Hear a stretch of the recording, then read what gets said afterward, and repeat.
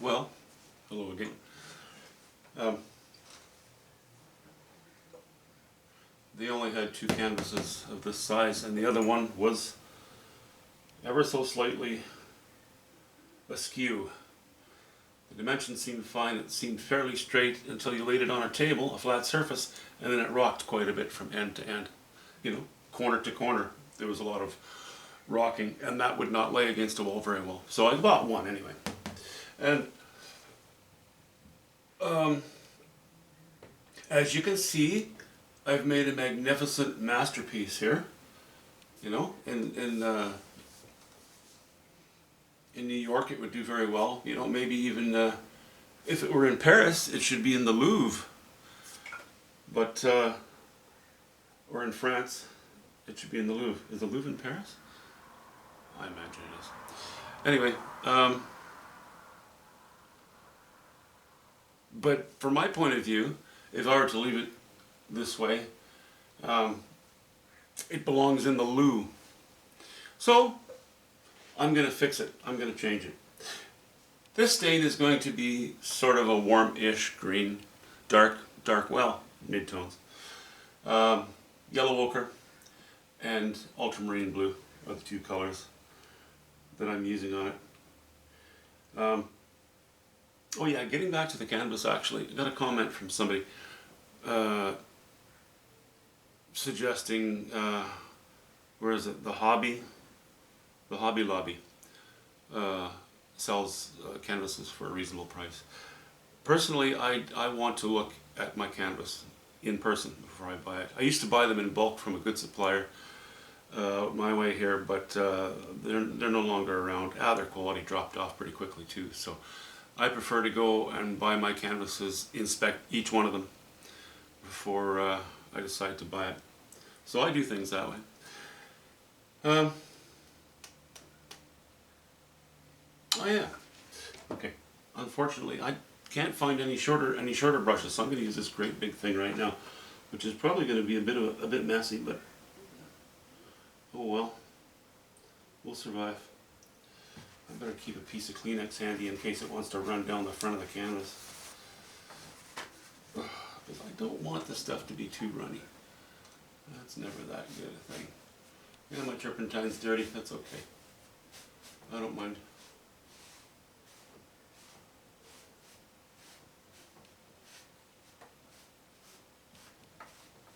Whoop. See, I'm throwing turpentine around already.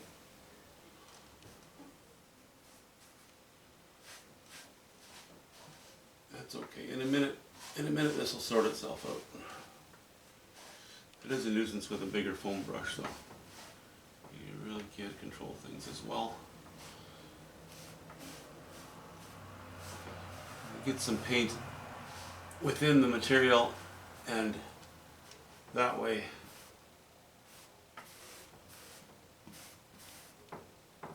when we put a little more terps in it, it won't get so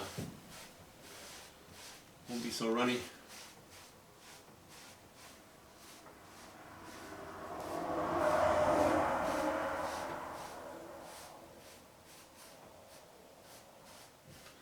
I did a video called Cadmiums the other day, and I got a comment on that one as well from somebody asking if I have a formula or a recipe for, well, I was talking about cadmiums, but I was also talking about some other high chroma colors, and how with cadmiums often, because they are generally high chroma, but with some other colors as well, when you add white, like typically your colors, when you add white, you go high in value, higher in value, you go lower in chroma. But with certain ones, some of the cadmiums, and some of the other ones as well, you add white and they go up in chroma. They become more intense. Usually, you add a little bit of paint, they go more intense. Add a little more, they might go more intense. Add a third little dollop to it, and they start to drop in chroma very quickly, even though they go higher in value. Most colors you add white, and you're going higher in value, you're almost going lower in chroma immediately. Again, most, not all. So, and no, I don't have a recipe at all. I don't mix large masses of paint on my palette. If you do large canvases and you're a realist, or you're a muralist, I could see that being beneficial. For me, it's not. I like those little bits of variety in my colors.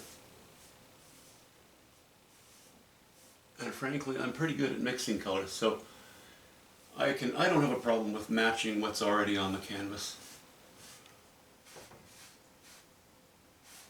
And if I don't get it perfect, and I lay it on the canvas and it's not perfect, then I know how to bring it around so that it ends up being just fine.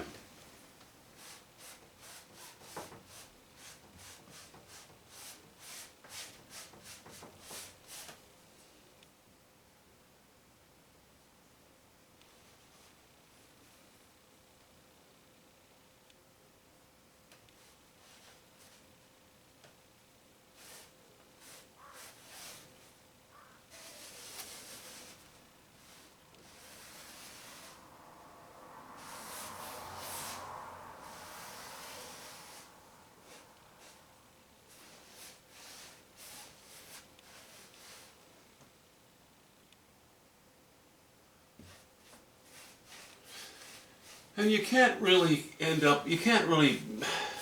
come up with the perfect recipe regarding how many milligrams of this or how many grams of that to put here and there, because, or I couldn't anyway, because I use different, some different brands of paint, and the quality and the way they behave vary a little bit, you know, depending on the brand, depending on the color. And these days, frankly, the paint manufacturers are certainly altering some of their recipes. I believe it's just this whole corporate think, you know, this whole let's cut corners so that our shareholders can make a couple extra dollars. I think I've complained about that before. So consistency of quality can be a bit of a challenge sometimes. You know, so far I've had great luck with the Winton line of Winsor & Newton. A friend of mine just informed me that's the student grade of the Winsor & Newton brand. But they've been, over the years, pretty consistent for me. I like them. They're my favorite. That's my favorite brand. And if I did florals, I would probably up the ante. I would probably spend more on paint. And I would definitely use more cadmiums and some of the other more intense colors. But I paint landscapes. So I use that stuff. I use those things very sparingly. Those colors just aren't needed.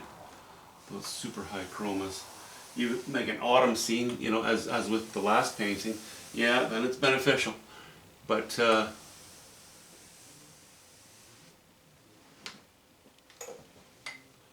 for what I do, excuse me, typically, no, it's not necessary.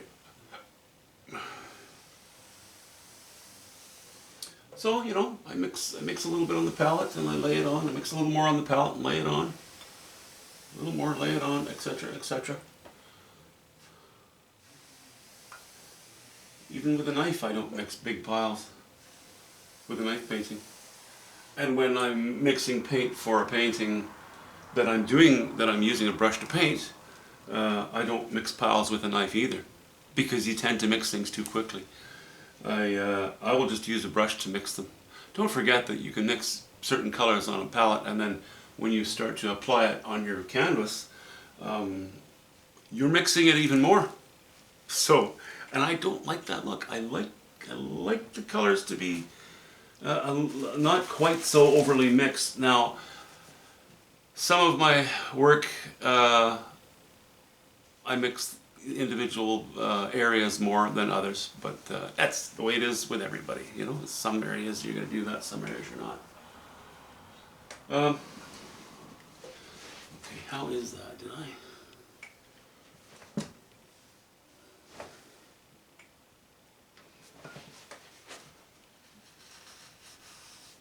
A little bit of wet stuff underneath there. That's okay. It's going to stay on the easel until it's getting painted anyway, so